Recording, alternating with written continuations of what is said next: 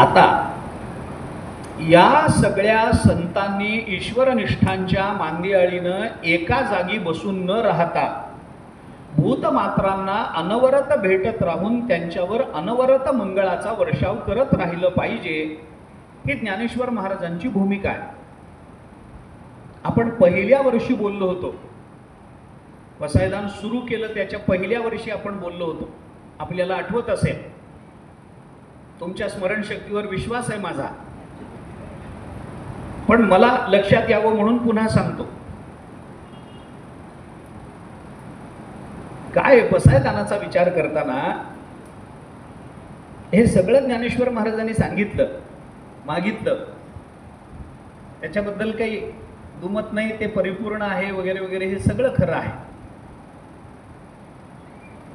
पण पसायदानामध्ये मागितलेल्या मानवी जीवनाच्या धन्यतेची जी बीजसूत्र आपल्याला विचारात घ्यावी लागतात, त्या विचारात आपल्याला हे कळून चुकतं की समाजाला परिपूर्ण करणं हे कुण्या एकट्याचं उत्तरदायित्व नाही आहे. समाजामध्ये राहणाऱ्या भिन्न भिन्न बुद्धिमत्तेच्या, भिन्न भिन्न स्तरावर काम करणाऱ्या आणि ज्यांच्या अंतःकरणामध्ये समाजहिताच्या भूमिका अगदी सूक्ष्म रूपानं का होईना आहेत, त्या सगळ्यांचं हे उत्तरदायित्व आहे. समाज परिवर्तन एकट्याची जबाबदारी नाही. समाज जर सुखी व्हायचा असेल तर समाजातल्या प्रत्येकाने त्याच्याकरता प्रयत्न करावे लागतात.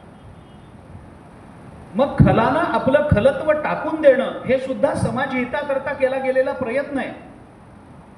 ज्याच्या अंतःकरणातलं खलत्व गेलेलं आहे त्यांनी सत्कर्मामध्ये रत होणं हा सुद्धा समाजहिताचा प्रयत्न आहे. ज्यांचं खलत्व गेलंय त्यांनी सत्कर्मामध्ये प्रवृत्त व्हा. जे सत्कर्मामध्ये प्रवृत्त झालेले आहेत ते जर पुढच्या टप्प्यावर गेले असतील तर त्यांनी भूतमात्रांबद्दल मैत्र अंतःकरणामध्ये धारण करा. ज्यांना भूतमात्रांबद्दल मैत्र वाटतं, जिव्हाळा वाटतो, कळवळा वाटतो, त्यांनी आपल्या अंतःकरणातलं दुरिताचं तिमिर घालवा. ज्यांना आपल्या अंतःकरणातला हा दुरिताचा अंधार निवृत्त करता आला त्यांनी मग अंधार निवृत्त झाला म्हणून स्वधर्माचा सूर्य पहा. ज्या स्वधर्म सूर्याने आपला अंधार निवृत्त होणारे त्या सूर्याचं दर्शन करा. आणि असं करत करत करत करत या समाजामध्ये जसा दुष्ट राहतो, खल पुरुष राहतो, तसाच या समाजामध्ये ईश्वरनिष्ठ संत मांडळीय राहत असेल ना. या समाजामध्ये संत राहतात ज्या समाजामध्ये दुष्ट राहतात, म्हणून तो दुष्ट त्यांना त्रास देऊ शकतात. संतांनी त्यांचं काय घोडं मारलंय? काही नाही. पण मृगमीन सज्जनानां तृणजल संतोष विहित वृत्तीनां लुब्ध धीवर पिशुना निष्कारण वैरिणो जगती, हा दुष्टांचा स्वभाव असतो. मृगमीन सज्जनानां, मृग हरिण, मीन मासा आणि सज्जन कशावर जगतात? तृण जल संतोष विहित वृत्तीना. हरिण तृणावर गवतावर जगतं, मासा पाण्यावर जगतो आणि सज्जन हे संतोषावर जगत असतात. तृण जल संतोष विहित वृत्तीना. पण लुब्धक धीवर पिशुना, त्या हरणाने त्या पारध्याचं काय घोडं मारलंय, त्या मासोळीने त्या कोळ्याला काय त्रास दिलाय, आणि संत पुन्हा दुष्टाला त्रास द्यायला स्वतःहून गेलेले आहेत. पण या तिघांचाही स्वभाव असा असतो, निष्कारण वैरिणो जगती. निष्कारण वैर घेतात, निष्कारण त्रास देतात. काय तुकोबारांनी त्रास दिला होता समाजाला, म्हणून कोपला पाटील गावचे हे लोक आता मज भीक कोण घाली हे म्हणायची पाळी तुकोबारांवर आली असेल. काय ज्ञानोबारांनी घोडं मारलं होतं? अरे जगाच्या कल्याणाकरता अवताराला आलेला महापुरुष, पण त्यांची सावली अंगावर पडू दिली नाही, त्यांना त्रास दिला. असो जे काही असेल ते, आपल्याला पुन्हा त्या इतिहासात जाण्याचं कारण नाही आहे. मला मुद्दा इतकाच मांडायचा आहे की या समाजामध्ये जसे दुष्ट पुरुष राहतात तसे या समाजामध्ये सज्जनही राहतात. पण दुष्टांची प्रवृत्ती ही जशी समाजाला घातक ठरत असते ना, दुष्टांची प्रवृत्ती ही जशी समाजाला घातक ठरते, तशी सज्जनांची उदासीनता सुद्धा समाजाला तेवढीच घातक ठरत असते. हे लक्षात घेतलं पाहिजे. दुष्टांची प्रवृत्ती घातकच आहे, मान्यच आहे. तो कारण नसताना बॉम्बस्फोट करेल, तो कारण नसताना कुणाला तरी मारेल, तो कारण नसताना भांडण करेल, कारण नसताना कुणाला तरी त्रास देईल, हे तो करेलच. पण हे जेवढं घातक आहे तेवढंच या जगतामध्ये जगताला उपदेश करून जगताच्या बुद्धीमध्ये अलौकिक परिवर्तन घडवणारे संत महात्मे जर उदासीन राहतील, आपल्याला काय करायचंय अशा भूमिकेत राहतील, तर एक वेळ दुष्ट परवडला पण ही उदासीनता परवडत नाही, इतकं ते घातक आहे. याच्याकरता ज्ञानेश्वर महाराजांनी याही मंडळींकडून जे ईश्वरनिष्ठ आहेत त्यांनी सुद्धा एकत्रित एकटं राहून काम करू नका, तुमची मांदियाळी जमवा ना तुम्ही. सज्जनांचं एकत्रीकरण ही जगताच्या परिवर्तनाकरता फार महत्वाची गोष्ट असते.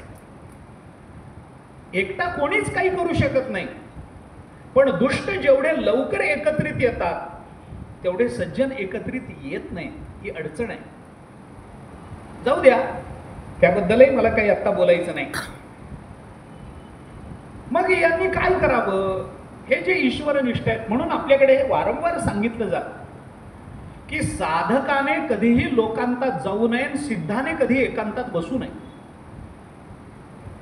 साधक लोकांतात आला की त्याच्या साधनेचं वाटोळं होतं आणि सिद्ध एकांतात बसला की त्याने मिळवलेलं ज्ञान वाया जातं.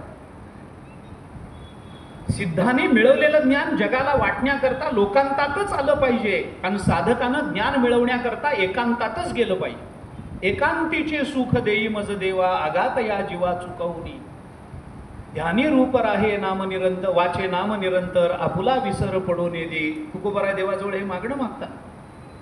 तुका म्हणे आम्हा एकांताचा वास, तुकोबराय बोलून दाखवतात. ज्ञानोबरायांना सुद्धा कधी ना कधीतरी ताटी लावून बसावं लागलेलं आहे, हे आपल्याला विसरता येणार नाही. नाथ महाराज शूलभंजन पर्वतावर जात होते, हे विसरता येणार नाही आपल्याला साधने करता. हे सगळे अवतारी महापुरुष आहेत, पण तरी सुद्धा समाजाला दिशा देण्याकरता त्यांनी जर एकांत स्वीकारलेला असेल तर साधकांनी एकांतात बसून आत्ममग्न झालं पाहिजे, आत्मचिंतन केलं पाहिजे आणि त्या चिंतनातून प्राप्त झालेलं ज्ञान या जगताला वाटण्याकरता पुन्हा बाहेर पडलं पाहिजे. ते कसं बाहेर पडावं याच्याकरता ज्ञानेश्वर महाराज हे बोलतात, वर्षत सकळ मंगळी ईश्वरनिष्ठांची मांदियाळी, अनवरत भूमंडळी भेटतू भूता.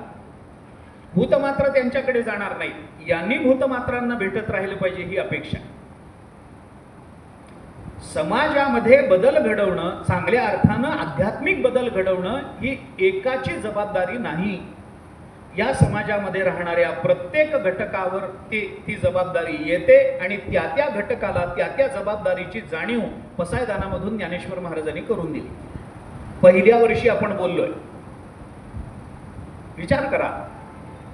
आता प्रश्न काय आहे, आता या वर्षीच्या ओवीकडे आलं पाहिजे का नाही? आता का अजून झालेलं तेच सांगत बसलो तर 3 दिवस पुन्हा त्याच्यातच जातील. आता प्रश्न असा आहे, वर्षत सकळ मंगळी ईश्वरनिष्ठांची मांदियाळी, अनवरत भूमंडळी भेटतू भूता. मान्य आहे, ईश्वरनिष्ठांनी एकत्रित यावं आणि आपापसामध्ये उगीच ब्रह्ममायेची चर्चा न करता समाजाला काहीतरी चांगलं देण्याकरता सकळ मंगळाचा वर्षाव करत त्यांनी भूतमात्रांना भेटत राहिलं पाहिजे. संतांनी समाजामध्ये आलं पाहिजे ही ज्ञानेश्वर महाराजांची सरळ अपेक्षा आहे. पण याच्यात अडचण अशी आहे की संत भले समाजामध्ये येतील, आपल्यापर्यंत येतीलही, पण आपल्या अंतःकरणामध्ये त्यांच्याबद्दलचा श्रद्धाभाव नसेल, आपण जर त्यांना ओळखणार नाही, आपल्याला जर त्यांच्या सामर्थ्याची जाणीवच होणार नाही, तर मग त्यांनी दिलेल्या बोधाचा, त्यांनी केलेल्या सकल मंगलाच्या वर्षावाचा आमच्यावर काय उपयोग आहे? नाहीतर ते सकल मंगलाचा वर्षाव करतील आणि आमचा घडा पालथाच राहील.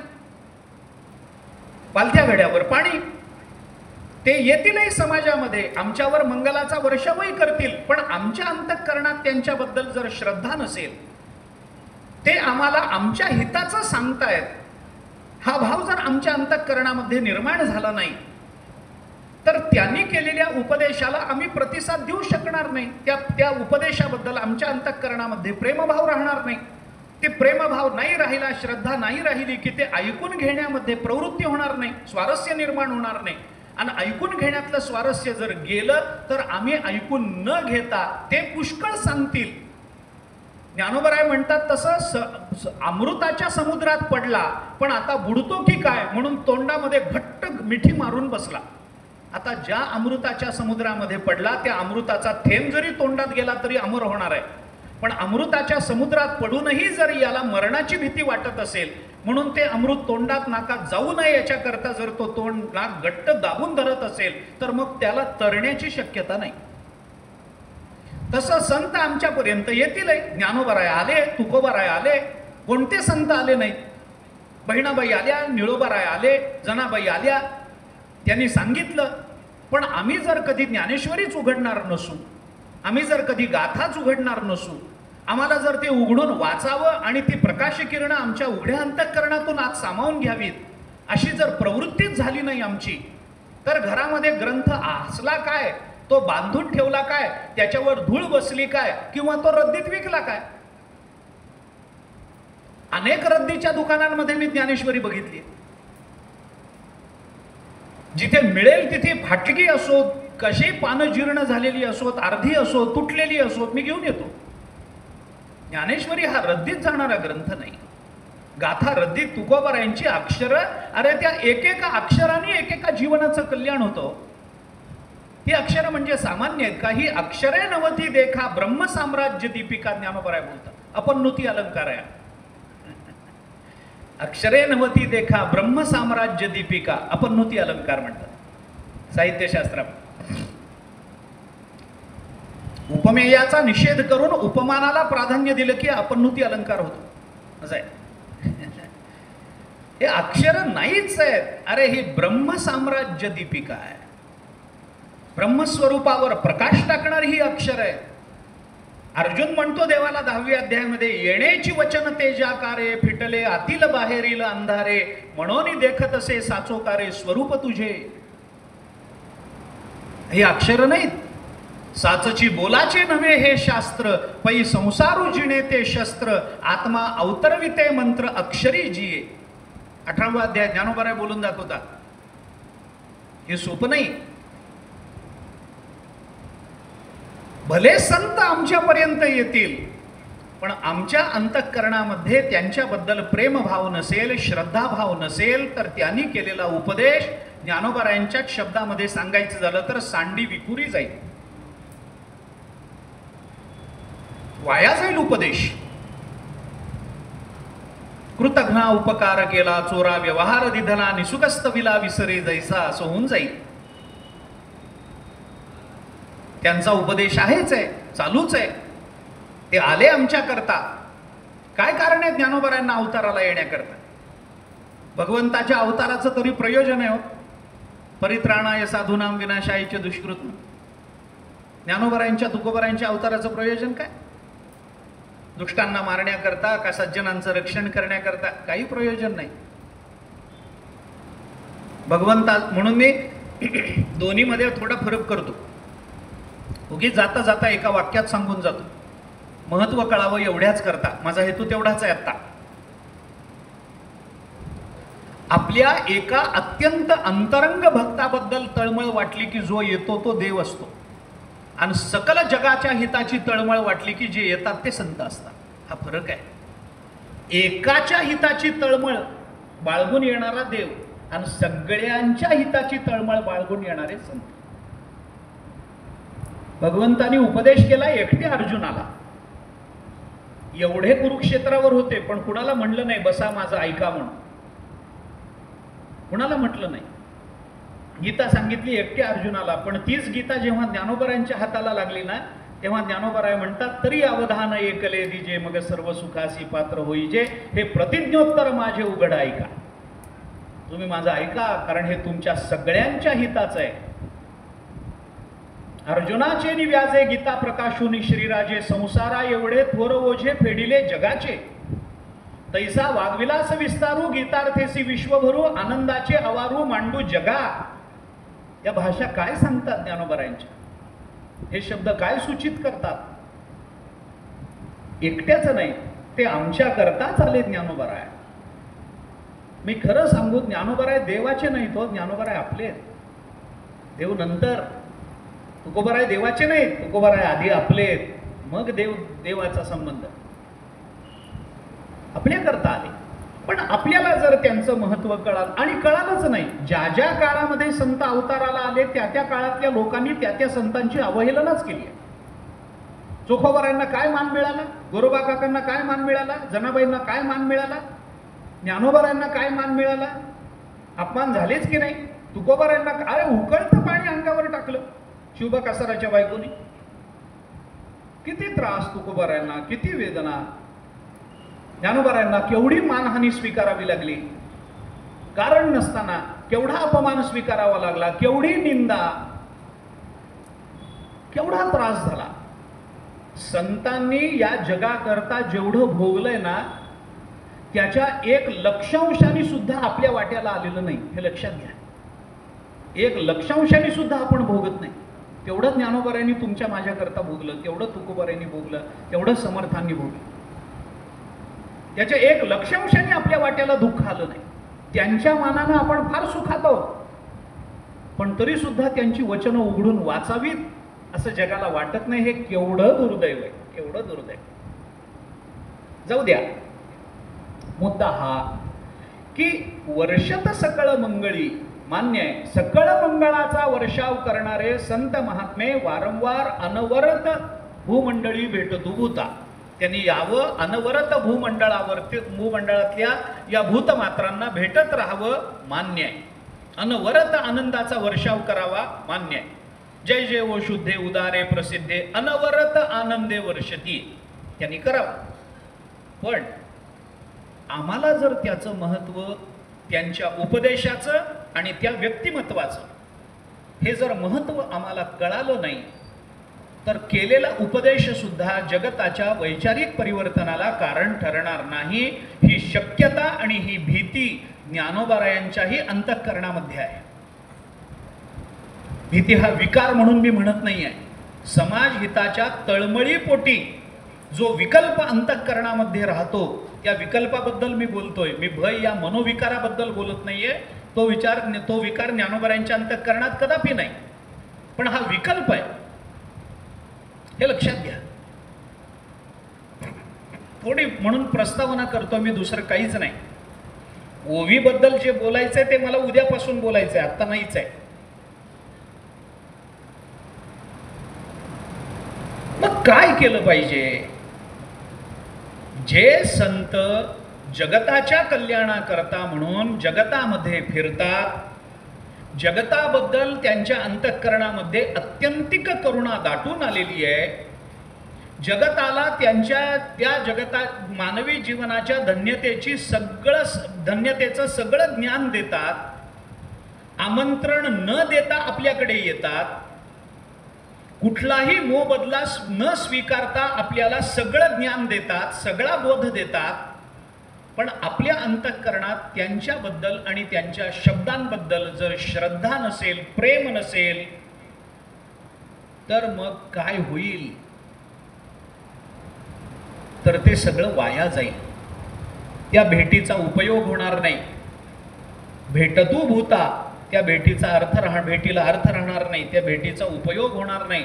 आम्हाला संत प्रेमास्पद वाटले पाहिजे, आम्हाला संत आपले वाटले पाहिजे, त्यांच्याबद्दलची प्रियत्व भावना, श्रद्धाभाव आमच्या अंतःकरणामध्ये निर्माण झाला पाहिजे. मग त्याच्याकरता काय करावं? याकरता म्हणून ज्ञानेश्वर महाराज त्या संतांच्या वर्णनामध्ये प्रवृत्त होतात की असे संत आपल्याला प्रिय वाटायचे असतील तर ते प्रियत्व आपलं कशात आहे, आपल्या प्रियत्वाच्या मर्यादा काय, आपल्या प्रियत्वाची आलंबनं काय, आणि ती आलंबनं बदलून ते प्रियत्व संत चरणांकडे गेलं पाहिजे. याच्याकरता काय केलं पाहिजे याचा फार बारीक मनाचा विचार आहे. म्हणून मी मगाशी म्हटलं हा मानसशास्त्राचा विषय आहे. पसायदाना एखाद्या चांगल्या मानसशास्त्रज्ञानी पसायदान जर उत्तमपणानं अभ्यासलं, जगताच्या समोर मांडलं ना, त्याच्या पुढे कोणतंही मानसशास्त्र शिल्लक राहणार नाही. इतकं व्यापक आहे ते. आपण चिंतन करून बघा. मग ज्ञानोबारायांनी काय केलं? मग त्या संतांबद्दल प्रियत्व वाटावं, याच्याकरता मानवी मनाची पूर्ण ओळख असणारे ज्ञानोबाराय त्या संतांचं वर्णन करताना असं सांगतात, चला कल्पतरूंचे आरव, चेतना चिंतामणीचे गाव, बोलते जे अर्णव पियुषाचे, चंद्रमे जे अलांछन, मार्तंड जे तापहीन, जे सर्वाही सदा सज्जन सोयरे होतू. त्याने आपला सोयरा झालं पाहिजे, प्रियत्वाची भावना तिथे निर्माण झाली पाहिजे. मग प्रियत्वाची भावना निर्माण होण्याकरता त्यांचं महत्त्व आपल्याला कळावं, याच्याकरता ते महत्त्व आपल्याला सांगण्याकरता, ते महत्त्व आपल्याला ज्ञात होण्याकरता, आपली प्रवृत्ती तिकडं होण्याकरता ज्ञानोबारायांनी जे अनवरत सकळ मंगळाचा वर्षाव करत भूतमात्रांना भेटणार आहे ते ईश्वरनिष्ठ कसे याचं वर्णन केलंय. चला कल्पतरूंचे आरव. संत महात्मे म्हणजे आता काय आहे, 1-2 मिनिटात थांबतो, उशीर झालाय तरी थोडंसं आज लवकर सोडतो, तरी 1 तास 1.5 तास झालाच आहे आपला. विचार करा काय आहे हे पसायदान म्हणताना, बरं का, आपण रोज पसायदान जे म्हणतो की नाही, हे म्हणताना 2 फार मोठ्या चुका म्हणणाऱ्याकडून होतात. बहुतांश वेळेला सगळ्यांकडूनच होतात असं नाही. ज्यांना पसायदान कानपाठ झाले की नाही त्यांच्याकडून बहुतेक वेळेला ही चूक घडते. ज्यांना पसायदान ग्रंथामध्ये बघून माहिती आहे त्यांच्याकडून कदाचित ही चूक घडणार नाही. आणि अर्थात हा एक दोष आहे, तो अनावधानाने होतो, कुणाला दोष देण्याचं कारण नाही. याच्यातली पहिली जी चूक आहे ती या ओवीत आहे. चला कल्पतरूंचे आरव. हे चला असं कदापि नाही, हे चला. च आणि च या 2 शब्द अक्षरातलं अंतर मराठी भाषिकांना कळलं पाहिजे. च आणि च हे चला नाही. कुठं चला? आपल्याला कुठंच जायचं नाही, ते चला. चला चल अचल याच्यातला तो चल आहे. हे अचल कल्पतरू नाहीत, हे चल चालते बोलते कल्पतरू आहे, हे सांगण्याचं तात्पर्य आहे. त्यामुळे चला कल्पतरूंचे आरव नाही हे म्हणायचंच नाही आपण. हिंदी जी लिपी आहे ना, हिंदी त्याच्यामध्ये च आणि च ओळखण्याकरता काही व्यवस्था आहे. त्याच्या खाली बारीक टिंब दिला जातो अक्षराच्या खाली, हे हिंदीमध्ये आहे. पण मराठीमध्ये अर्थाच्या दृष्टीनेच उच्चार करावे लागतात. आता च च हे ओळखायचं कसं? जहाज आणि जहाज याच्यामध्ये जहाज असंच म्हणावं लागतं, जहाज म्हणून चालत नाही. चमचा म्हणताना च म्हणावं लागतं, चमचा म्हणून चालत नाही, असं नाही चालत. मी गंमत म्हणून सांगतो, चैतन्य महाराज म्हणून चालत नाही, त्यांना चैतन्यच म्हणावं लागतं. उच्चार आहे ना, शेवटी उच्चार आहे. ज्या ज्या अक्षराचा जसा जसा, कारण उच्चारावरून अर्थनिश्चिती होते. चला वेगळं असतं आणि चला वेगळं असतं. हे चल अचल, अचल म्हणजे स्थिर, चल म्हणजे चालणार. संत महात्मे म्हणजे कल्पतरूंचं चालतं बोलतं वन आहे असं ज्ञानोबारायांना सांगायचंय. एक चूक आपली इथं होते उच्चार करताना, चला न म्हणता चला म्हणायचं, हे एक लक्षात ठेवलं पाहिजे. आणि दुसरी चूक शेवटच्या ओवीमध्ये होते. येथ म्हणे श्री विश्वेश्वरावो असं आपण म्हणतो, हे चूक आहे. विश्वेश्वरावो नाही, विश्वेशरावो. विश्वेश्वरावो नाही, विश्वेशरावो. रावो म्हणजे राजा असा त्याचा अर्थ आहे. येथ म्हणे श्री विश्वेश्वरावो चुकलं. येथ म्हणे श्री विश्वेशरावो, श्व नाही श. दुसरी उच्चारात होणारी चूक आहे. बरं, दोष नाही याच्यात काही, बोलता बोलता ओघानं पाठ झालेला असता तसं आपण म्हणत जातो. पण कधीतरी आपल्याला जे पाठ आहे ना, किंवा आपल्याला जे पाठ करायचं आहे ते कधीतरी शुद्धतेनं ग्रंथात बघून पाठ केलं पाहिजे. पसायदान हे आपल्याला इतक्या लहानपणापासून कानावर पडलंय, पण अडचण तीच आहे, कानावर पडलंय, कानातून आत नाही गेलं. ते इतक्या बालवयापासून आपण ऐकत आलेलो आहोत ना, की ते विश्वेश्वरावो असंच आपल्या तोंडात बसलंय. विश्वेश्वरावो असा शब्द सिद्धच होत नाही. विश्वेशरावो असाच शब्द सिद्ध होतो. जाऊ द्या, त्या ओवीत जाऊ तेव्हा आपण ते बघू. पण आत्ता चलांचला याच्यातलं अंतर फक्त लक्षात ठेवा. चला कल्पतरूंचे आरव. मग ज्ञानेश्वर महाराजांनी त्या भेटीचा उपयोग जर होणार नसेल, अहो विचार करा ना तुम्ही, सूर्य उगवला त्याचं घुबडाला काय, त्याला काय फरक पडणार आहे? सूर्य उगवला, पण माणूस जर पांघरून घेऊन झोपलेलाच असेल तर उगवलेल्या सूर्याचा उपयोग काय? आम्हाला ते कळावं लागेल. आम्ही त्याच्याकडे दुर्लक्ष करून चालणार नाही. याच्याकरता म्हणून ज्ञानेश्वर महाराजांनी आपल्याला संतांचं महात्म्य या 2 ओव्यांमधून सांगितलं. मी उद्या आणि परवा या दोन्ही ओव्या सांगणार आहे, कारण या एकत्रितच घ्याव्या लागणार. कारण आपलं हित कशात आहे हे बऱ्याच वेळेला आपल्याला दुर्दैवाने कळत नाही. अहिताला, म्हणून मी मगाशी म्हटलं ना, अनयोनय संकाशो हृदयांना अपसर्पती. अविद्येनं म्हणा, अज्ञानानं म्हणा, बुद्धी कलुषित झाल्याने म्हणा, पण अनीतीला नीती मांडण्याची एकदा बुद्धी झाली आणि तशी परंपरा सुरू झाली की मग मनुष्य नैतिक वर्तनाकडे सहजासहजी प्रवृत्त होत नाही आणि अनीतीचं समर्थन करण्यामध्ये आपल्या सगळ्या बुद्धीचा व्यय करत राहतो. हे दुर्दैव आहे.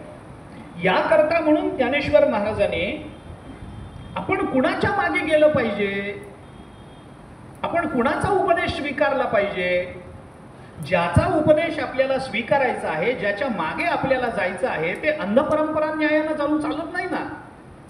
त्याच्याकरता डोळसपणाने ते कोण आहेत, त्यांचं सामर्थ्य काय, त्यांचं स्वरूप काय, हे आपल्याला कळलं पाहिजे. आणि ते कळावं याकरता ज्या संत संगतीतून आधी मागितलेल्या 6ही परिवर्तनाचा विचार करता येणं शक्य आहे, ती 6ही परिवर्तनं ज्या संत संगतीतून सुलभ होऊन आपल्या समोर येणार आहेत, ती संत संगती म्हणजे काय, ते संत कोण?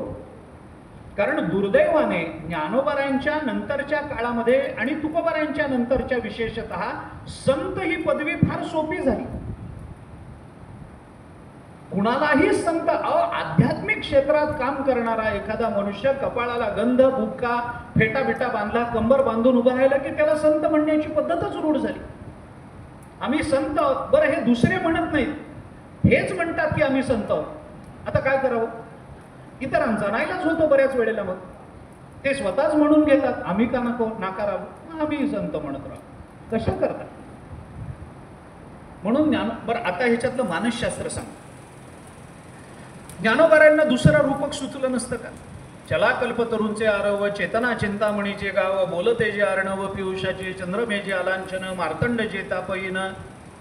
याच्यामध्ये ज्ञानेश्वर महाराजांनी हे कल्पतरू, चिंतामणी हेच रूपक करण्याचं काय कारण आहे? कारण या गोष्टी आम्हाला मिळालेल्या नाहीत, पण या गोष्टीचं महत्व आम्ही जाणू. या गोष्टीच्या अपेक्षा आहेत आमच्या अंतःकरणामध्ये. आम्हाला आमचा प्रपंच सुखी व्हावा याच्याकरता कल्पतरू मिळाला तर काय होईल याच्या कल्पना आम्हाला करता येतात.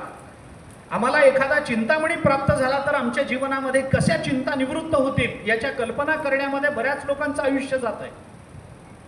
असं होईल, मग तसं होईल, मग तसं होईल, मग असं झालं की मग असं होईल, मग लोक माझ्या मागे येतील, मग मी निवडून येईल, आणि मग निवडून आलो की माझं वाटोळं होईल. हे ठरलेलं आहे. कशा करता? ज्या गोष्टी आम्हाला प्राप्त नाहीत पण ज्या गोष्टींच्या आम्हाला कल्पना आहेत, ज्या गोष्टींच्या प्राप्तीकरता आम्ही आतुर अधीर आहोत, अशा गोष्टी सांगून त्याच्यात, म्हणून याला अधिक रूपक म्हटलंय. ते पुढे उद्या बोलतो मी. ते रूपक अलंकार आहे हा, ते उद्या बोलतो. अधिक रूपक आहे. त्या कल्पतरू मध्ये संत म्हणजे कल्पतरूच आहेत, पण चालते कल्पतरू आहे. विशेष वैलक्षण्य त्याच्यामध्ये दिलं. आणि म्हणून याच्यातलं हे मानसशास्त्र ओळखलं पाहिजे की मनुष्याला एखाद्या चांगल्या विषयाकडे प्रवृत्त करायचं असेल, चालू विषयातून त्याला बाहेर काढायचं असेल, संत आमच्याकडे आले पण आम्हाला त्यांच्याबद्दल प्रियत्व नसेल तर ते प्रियत्व एखाद्या विवक्षित विषयाकडे जर आपलं ते प्रियत्व जावं असं वाटत असेल, ते प्रियत्व त्या विवक्षित विषयाचं निर्माण व्हावं असं वाटत असेल तर त्या विवक्षित विषयाचा विशेष सांगितला पाहिजे. आणि तो विशेष असा असला पाहिजे की प्राप्त विषयापेक्षा तो वेगळा दिसला पाहिजे. आता ह्याच्यातलं मानसशास्त्र थोडंसं सोपं करून सांगण्याचा मी प्रयत्न करतो. सोपं करतो. काय असतं, एखादं लहान मूल आहे, घरात आहे, नवरा कामावर गेलाय, मुलं शाळेमध्ये गेलेली आहेत, लहान मूल आतल्या खोलीत पलंग त्या काय पाळण्यामध्ये झोपलेलं आहे म्हटल्यानंतर आई आता ते नवरा दुपारी येणार, मुलं येणार शाळेतून, त्यांचं जेवण स्वयंपाक तयार झाला पाहिजे ते येईपर्यंत, म्हणून आईची लगबग चालू आहे. आणि ते मूल पाळण्यातलं उठलं, रडायला लागलं. आई जवळ नाही, पोट भरलेलं आहे, चांगलं आहे सगळं, पण आई जवळ दिसत नाही. मूल रडतं पाळण्यातलं. रडायला लागलं की आई काय करते, पटकन जाते, मुलाला उचलते, ते मूल शांत होतं. घरात दुसरं कोणी नाही आहे. मग ती आई काय करते, त्या मुलाला स्वयंपाकघरामध्ये आणून दुपट्यावर वगैरे काहीतरी टाकते. आपल्यालाही कामं करायची आहेत, नवरा येईल कामावरून, मुलं येतील शाळेतून, तर जेवण तयार असलं पाहिजे. मग त्या मुलासमोर त्या घरातल्या स्वयंपाकघरातले 2 चमचे, 2 वाट्या, पोळपाट लाटणं असं काहीतरी त्याला खेळायला टाकून देते. टाकून दिले की ते मुलंही त्याच्याबरोबर खेळत राहतं. लाटण्याबरोबर आईचं काम तिकडं चालू राहतं. आता त्या मुलाला आई समोर दिसते, पोट भरलेलं आहे, काही दुखत नाही, खूपच नाही, रडायचं काही कारण नाही, खेळायला मिळालेलं आहे. मग ते चमचा उचलेल, वाटी उचलेल, ते आपटेल, त्याचा आवाज झाला की त्याला ते रमेल त्याच्यामध्ये. पोळपाट लाटणं दिलं की ते लाटणं घेतं, ते त्याला धक्का लागला की ते लाटणं घरंगळत पुढं जातं. त्या मुलाला कौतुक वाटतं, मग ते मुलंही रांगत रांगत लाटण्याच्या मागे जायला लागतं. आता त्या लाटण्यामध्ये ते मूल रमतं. थोड्या वेळाने ज्या वेळेला पोळ्या करायच्या आहेत त्यावेळेला आईला पोळपाट लाटणं हवं. ते मूल तर लाटणं धरून बसलं. मग आता काय केलं पाहिजे, हिसकावून घ्यावं तर मूल रडतं, हिसकावून घेता येत नाही. मग आई काय करते, आई शहाणी असते, बाई शहाणीच असते, पण ती माझ्या कथेतली जी विवक्षित आई आहे ती शहाणी आहे. ती काय करते, हिसकावून घेत नाही लाटणं. लाटणं तर पाहिजे आणि हे लाटणं तर ते लाटणं सोडत नाही. मग आता काय करावं, मग ती आई घरामध्ये जाते, एक रंगीबेरंगी चेंडू घेऊन येते. तो चेंडू घरंगळत त्या मुलासमोर टाकून देते. मूल पाहतं, लाटणंही घरंगळत जातं, चेंडूही घरंगळत जातो, पण लाटण्याला रंग नाहीत, चेंडूला रंग आहेत. मग लाटणं सोडून दिलं जातं, चेंडूच्या मागे लागतं. आईचं काम झालं, तिला लाटणं हवंय, ती लाटणं घेते. आपल्याला ज्या विषयाकडे प्रवृत्त, आपण ज्या विषयाकडे सद्य काळात प्रवृत्त झालेलो आहोत त्यापेक्षा उत्तम दर्जाचा विषय दिला की मनुष्य प्राप्त विषयाचा त्याग करून उत्तमोत्तम विषयाकडे प्रवृत्त होतो. हा मानवी स्वभाव आहे, हे साधं मानसशास्त्र आहे. त्यामुळं आम्हाला कल्पतरूची अपेक्षा आहे, पण कल्पतरू मिळत नाही ना, कुठे माहीत नाही ना. पण मग जर असा विचार केला की जर कल्पतरूच आमच्यापर्यंत चालत आला तर, विचार करा ना. चिंतामणी आम्हाला मणी म्हणून मिळत नाही, मान्य आहे, तो कुठे आहे आम्हाला माहित नाही, आम्हाला तो शोधता येत नाही. पण समजा जर चिंतामणीच आमच्यापर्यंत चालत आला तर, मनुष्य म्हणतो हा मग त्याच्यापेक्षा हे चांगलं आहे, मग त्याचा त्याग करा आणि याला धरा. याचं महत्व वाढलं ना. माणसाची प्रवृत्ती तिकडे व्हायची असेल तर त्याचा विशेष कळावा लागतो, आणि तो विशेष संतांचा काय आहे हे कळण्याकरता म्हणून या 2 ओव्या ज्ञानोबरायांनी आपल्या समोर ठेवल्यात की जर संत अनवरत भूमंडळावर भेटत आपल्या कल्याण करणार असतील तर त्या संतांकडे आपलं दुर्लक्ष होऊ नये. त्यांच्याबद्दलच्या प्रियत्वाची भावना वृद्धिंगत व्हावी आणि त्यांच्या उपदेशाकडे आणि त्यांच्या चरणसेवेकडे आमची प्रवृत्ती व्हायची असेल तर त्यांचं महत्त्व आम्हाला कळावं. याच्याकरता या 2 ओव्या आहेत. चला कल्पतरूचे आरव, चेतना चिंतामणीचे गाव, बोलते जे आर्णव पियुषाचे. संत म्हणजे चालतं बोलता अमृताचा समुद्र आहे. संत म्हणजे चेतन चिंतामणी आहे आणि संत म्हणजे कल्पतरूचं चालतं वन आहे. संत म्हणजे अलांछन चंद्रमा आहेत. संत म्हणजे तापहीन मार्तंड आहेत. आणि असे जे संत आहेत, असे जे ईश्वरनिष्ठ आहेत, त्यांच्याबद्दल आपली जी प्रियत्व भावना आहे ती कशी असावी, ते सर्वाही सदा सज्जन सोयरे व्हावेत. ही ज्ञानेश्वर महाराजांची पसायदानातली आता आपल्याकडून अपेक्षा आहे. आपण त्यांना सोयरं मानलं पाहिजे.